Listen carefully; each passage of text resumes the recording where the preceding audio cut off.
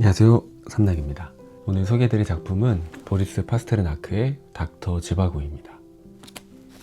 저는 책 읽는 것을 너무나도 사랑하는 사람인데도 두꺼운 책들을 보면 항상 망설여집니다. 이거 언제 다 읽지? 사는 게 너무 바쁘고 마음에 여유가 없어질 때면 장편의 책들은 펼치기가 너무 어렵습니다. 만약 마음을 먹고 한 책을 골라서 읽었는데 막상 내 스타일이 아니거나 재미가 정말 없으면 거기에서 오는 허탈감이 정말 큽니다. 그래서 제가 오늘은 바쁜 사회인들을 위한 고전문학 가이드 영상을 제작해 보려고 합니다. 짧게 작가에 대한 소개도 하고 이 책에 대한 전반적인 내용, 흐름 혹은 읽기 전 참고하면 좋을 부분들에 대해 짚어드리는 시간을 가져보고요. 구독자님들이 이 영상을 보고 이 책에 대한 흥미가 생기신다면 책을 읽어보시면 되는 거고, 흥미가 생기지 않으셔도 이 책에 대한 어떤 전반적인 내용은 얻어가실 수 있는 그런 영상을 만들어 보겠습니다. 앞으로 정말 찐 장편인 카라마조프가의 형제들, 돈키호테, 안나 카르니나 같은 책들도 소개할 예정이고, 한국 현대문학의 대서사시인 박경리의 토지 같은 작품들도 다뤄볼 예정이니 관심 있으신 분들은 구독과 좋아요 눌러주시면 감사하겠습니다. 20세기가 낳은 최고의 고전작품 중 하나로 손꼽히는 닥터 지바고의 저자 보리스 파스테르나크는 화가인 아버지와 피아니스트 어머니를 둔 예술가 집안에서 태어났습니다. 그의 아버지인 레오니드는 러시아에서 꽤나 유명하고 인정받는 화가였습니다. 스크랴빈, 리케, 레비탄, 세르게이 라흐마니노프 등의 예술가들과 친구였고 레프 톨스토이와도 친구였다고 합니다. 레오니드는 그의 절친한 친구이자 그의 소설 사파를 전담으로 그리는 화가였다고 합니다. 그냥저냥 아빠 친구 수준이 아니고 톨스토이의 임종까지 지킨 아주 각별한 사이였다고 하네요. 수많은 예술가들을 보며 자란 그는 자연스럽게 음악, 역사, 철학에 빠져들었고 최종적으로는 문학가의 삶을 살게 됩니다. 그는 처음에는 시인으로서 이름을 알렸고 후에 중단편 소설과 자전적 산문들을 썼고 최종적으로는 닥터 지바고라는 걸작을 완성시켰습니다. 닥터 지바고라는 걸작은 그에게 작가로서의 명성을 가져다 주었지만 반대로 러시아 사회주의 체제의 허점을 드러내고 비판했다는 점에서 자국에서는 그를 맹비난했습니다. 돼지도 자기가 먹고 자는 곳에 똥을 싸지는 않는다. 내부의 망명자, 비열한 고발자라고 불렸습니다. 반면 서방 세계에서는 그를 공산주의 독재 치하에서도 굴하지 않는 양심적 지식인이자 러시아 19세기 문학의 위대한 전통을 계승한 작가라고 칭송했습니다. 하지만 이 칭송도 단순한 문학적 평가가 아닌 정치적인 목적이 더해진 평가였죠. 사실 그의 문학이 말하고자 했던 부분은 냉전 시대의 이데올로기, 사상이나 정치적 메시지가 아닌 혼란 속에서 무너지는 개인의 삶이 가진 신성함과 선택, 결정, 생존에 대한 내용이었습니다. 하지만 시대가 시대인지라 보리스 파스테르나크는 이 닥터 지바고라는 책 하나로 체제 싸움이라는 거대한 바다의 중심에 빠져버리게 됩니다. 닥터 지바고가 공산주의 혁명을 비판하는 책이라 평가한 소련은 이 책의 출판을 완전히 금지시킵니다. 출판 금지에 실망한 파스테르나크는 이탈리아어 버전이라도 출판하기 위해 이탈리아 출판사에 원본을 넘겼는데 이 과정에서 CIA가 그 책을 입수하게 됩니다. CIA는 생각합니다. 이 책을 러시아어로 번역해서 역으로 소련에 배포하면 큰 반향을 일으킬 것이다 라고 판단했고 닥터 지바고를 오히려 러시아어로 찍어내게 됩니다. 그렇게 찍어낸 책을 교황청의 도움을 받아 소련 관광객들에게 무료로 배포했고 책을 받아본 소련 사람들 중 일부가 그 책을 고국에까지 들고 들어갔고 CIA 예측대로 닥터 지바고 이 책은 소련 내에서 아주 큰 반향을 일으키게 됩니다. 순식간에 모두가 돌려보는 베스트셀러 금서가 되어버린 것이죠. 닥터 지바고 책의 파급력을, 효과를 알아본 CIA는 독일, 체코, 중국어 등의 버전도 배포하고 또 러시아어 책들은 소련 내부로 직접 침투시키는 작전을 펼치기도 합니다. 그러니까 이 책 하나가 첩보물의 그 암살자처럼 사상 싸움에 이용된 것이죠. 그리고 결정적으로 1958년 스웨덴 할리먼은 현대 서정시 분야에서의 중요한 성취와 위대한 러시아 서사문학의 전통을 계승한 공로를 인정하며 그에게 노벨문학상 수여를 결정합니다. 그가 노벨상 수상자로 결정되자 소련은 난리가 납니다. 언론들은 일제히 들고 일어나 미국의 영혼을 판 문학계 창녀라 비난했고 정치계와 민중들까지 그의 수상 거절을 압박해옵니다. 그는 처음에는 수상 소식을 듣고 무한히 감사하고 감동적이며 자랑스럽습니다, 놀랍고 부끄럽습니다 라고 말하며 수상을 받고 싶다는 의견을 피력했는데 소련 작가동맹이 만장일치로 그를 제명 처리하고 그의 얼굴이 실린 잡지, 기사들이 배포되고 끝내는 이 보리스 파스테르나크를 국외로 추방해야 된다는 주장까지 나오게 되는 등 상황이 극으로 치닫게 되자 그는 스웨덴 한림원에 제가 속한 사회가 이상에 부여한 정치적 의미를 고려하여 저는 이 부당한 상을 거절해야겠습니다. 수상 거부를 부디 모욕으로 받아들이지는 말아 주십시오 라고 말하며 결국 수상을 거부하게 됩니다. 그는 이 과정에서 참을 수 없는 모욕과 무기력을 느꼈고 삶의 모든 기력을 잃어버렸다고 합니다. 그리고 그로부터 2년 뒤인 1960년 70세의 나이로 생을 마감하게 됩니다. 그로부터 30년 뒤 미하일 고르바초프의 개혁 개방 정책으로 인해 파스테르나크에 대한 복권이 이루어졌습니다. 그렇기에 1988년 닥터 지바고가 러시아 내에서 처음으로 공식 출판되게 됩니다. 1989년에는 그의 아들이 아버지를 대신해 노벨문학상 메달을 대리로 수상받기도 합니다. 자, 이렇게 문학 하나로 진영 싸움까지 벌어지게 만들었던 닥터 지바고, 도대체 어떤 내용이길래 정치권에서 그토록 물고 뜯었을까? 그 내용에 대해 지금부터 살펴보겠습니다. 닥터 지바고의 주인공인 유리 지바고는 유복한 환경에서 태어났지만 일찍이 부모님을 여의고 고아로 자라게 됩니다. 안나의 집에 입양된 그는 안나의 딸인 토냐와 친남매처럼 소꿉친구처럼 함께 자라다 자연스럽게 사랑에 빠져 결혼하게 됩니다. 유리는 커서 의사가 되었고 토냐와 자녀를 낳아 행복하고 평온한 삶을 살아갑니다. 그런데 그의 앞에 러시아 전쟁, 혁명이라는 거대한 운명이 닥칩니다. 군의관으로 차출되어 전장으로 가게 된 닥터 지바고. 전장에 도착한 지바고는 눈코뜰 새 없이 밀려오는 부상당한 전우들, 끔찍한 전쟁의 참상을 목격합니다. 전쟁은 모든 것을 부정하고 무너뜨립니다.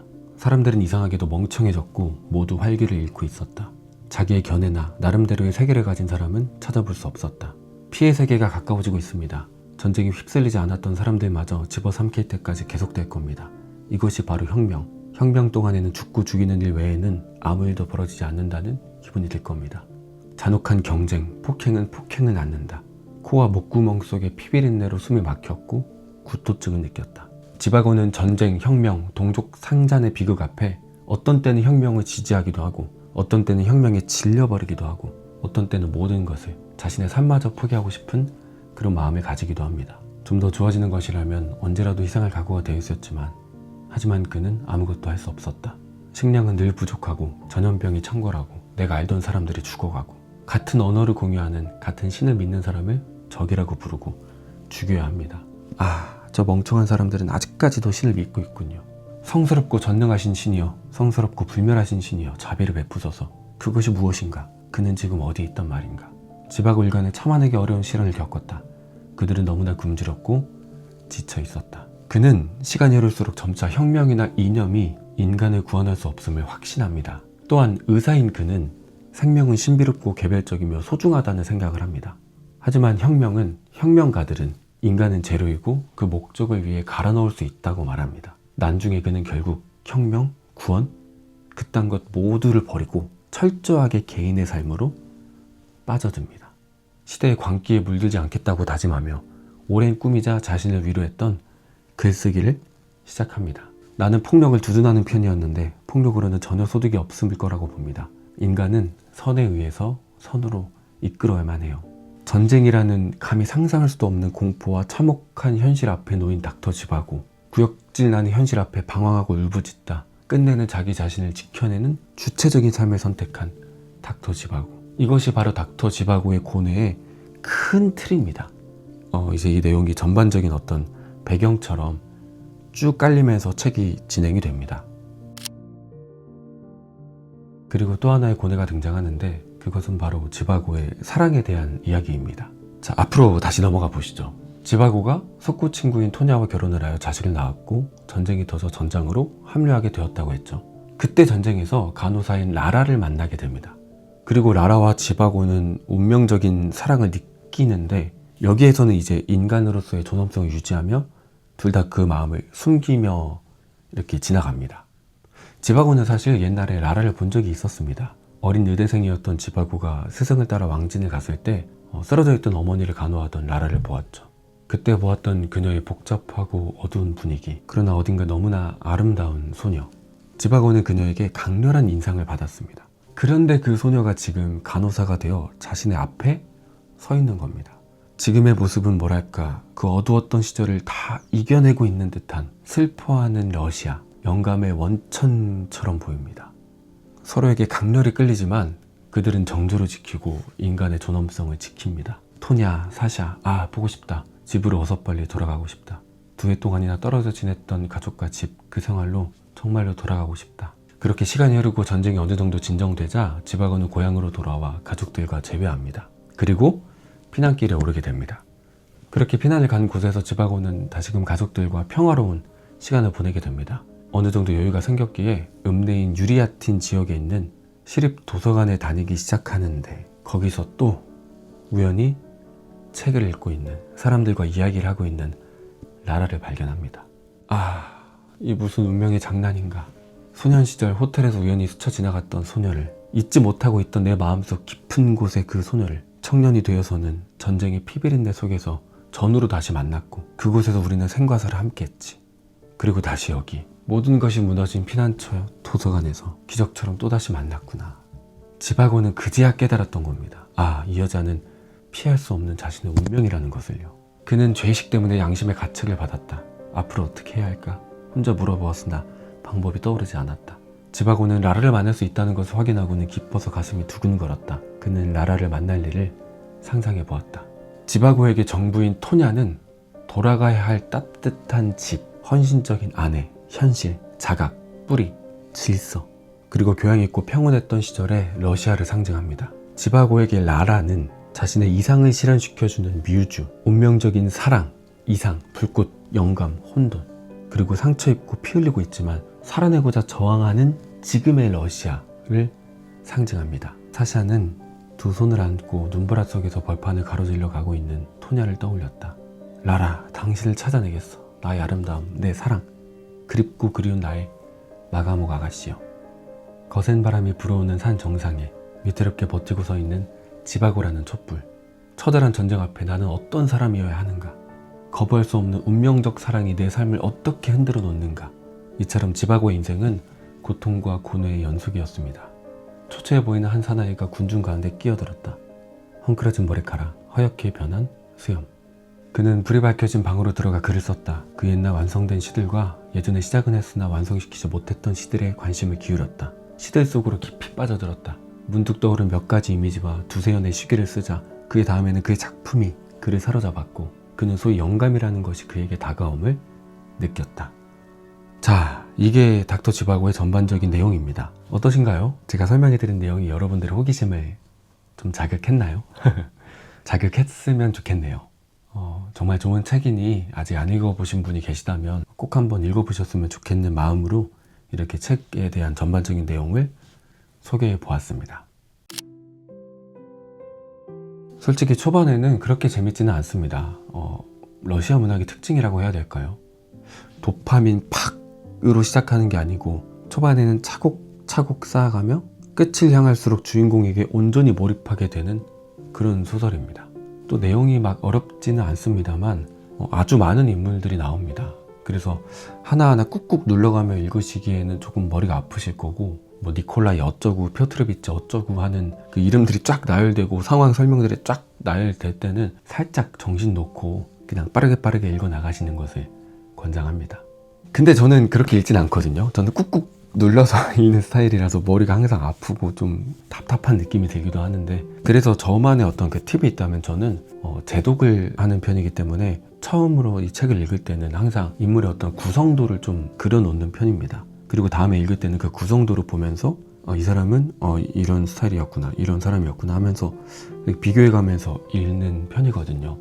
어떤 사람들은 막 책에 2-3번, 뭐 많아야 10번 정도밖에 안 나오는 사람인데도 중요한 역할을 하는 사람들이 있습니다. 근데 읽다 보면은 이 사람이 누구였지 하는 경우가 있잖아요. 특히나 러시아 문학은 주인공들이 그냥 풀 네임으로 읽히다가 어느 순간 막 애칭을 사용해서 이렇게 불리기 때문에 좀 많이 헷갈리게 되는 부분들이 있거든요. 그럴 때 뭐 책을 다시 뒤로 넘기면서 이 사람이 누구였지 하고 일일이 찾아볼 수도 없는 노릇이고. 그래서 제가 만들어 놓은 그 인물 구성도를 여러분들에게 좀 공유하려고 합니다. 고정 댓글에 블로그 주소를 적어 놓았으니 화면 띄워놓고 참고하시면서 읽어보시면 도움이 되실 거라 생각합니다.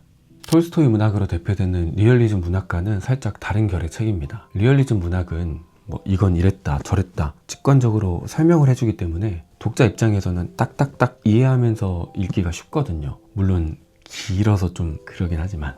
근데 닥터 지바고는 소설보다는 살짝 시? 소설과 시의 그 중간 어디쯤에 있는 그런 느낌의 책입니다.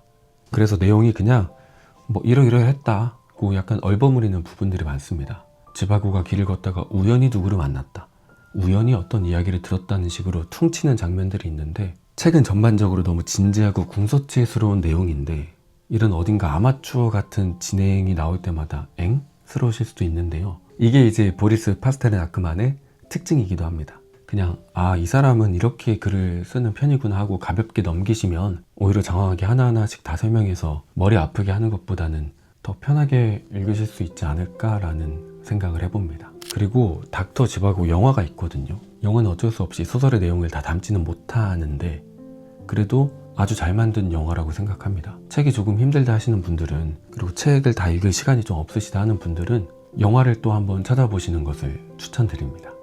다음에는 더 재밌는 영상으로 찾아뵙겠습니다. 오늘도 남은 하루 화이팅 하시는 하루 되셨으면 좋겠습니다. 마지막으로 닥터 지바고의 시 한 편 읽어드리면서 마무리 해보겠습니다. 감사합니다. 겨울밤, 온 대지 위에 눈보라가 날려 또 날려 세상 구석구석까지 덮었다. 탁자 위에선 촛불이 타오른다. 촛불이 타오른다. 여름의 모깃대가 불꽃을 향해 극성스레 달려들듯이 마당에는 눈송이가 창문을 두드린다. 눈보라는 유리창에 찻잔과 화살 모양을 그린다. 탁자 위에선 촛불이 타오른다. 탁자 위에선 촛불이 타오른다. 불빛 비친 천장 위엔 뒤틀린 그림자가 진다. 엇갈린 팔과 엇갈린 다리, 엇갈린 운명의 그림자.